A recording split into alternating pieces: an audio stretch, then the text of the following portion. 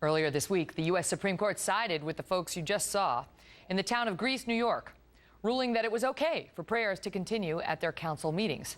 According to my next guest, that was a rare victory for America as he releases his new book, Godless America, arguing there is a war on faith in this country. Joining me now, the author, Todd Starnes. He's host of Fox News and commentary on the Fox Radio Network. Todd, great to see you. Hey, thanks, Megan. You've already caused a kerfuffle from many on the left who don't like the title of your book, don't like the theories of your book, and don't like the excerpts of your book. Are you happy? Oh, I'm happy as a clam. Yeah, you know, Megan, I kind of feel like a Duck Dynasty guy living in a Miley Cyrus world, where right is wrong and wrong is right. And I think a lot of other people in this country feel the same way I do, that something is just not right. And that something is a war on religious liberty that is specifically targeting the Christian faith.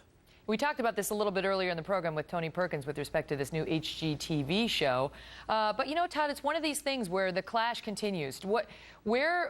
You know, there is a movement in the country to recognize gay rights and not to discriminate against gays and lesbians, and yet many on the Christian right are saying that diminishes their biblical positions. How do we ever resolve this?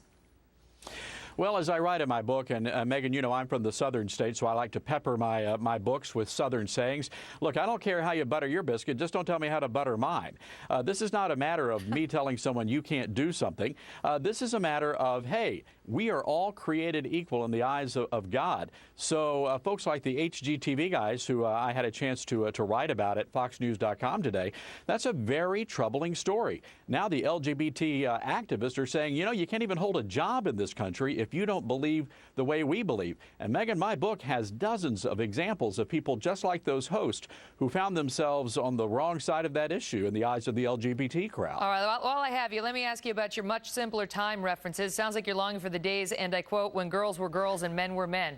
What's up with that, Todd? That's a shout out to Archie Bunker. I figured. You know, isn't it amazing? That's the second time that's come up this show.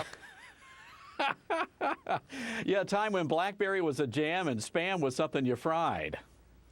I don't know if I'm longing for those days, but it sounds like a provocative title and a provocative book, as are you. Todd, it's great to see you. Thanks for coming on. Thanks, Megan. Good luck with it. We'll be right back.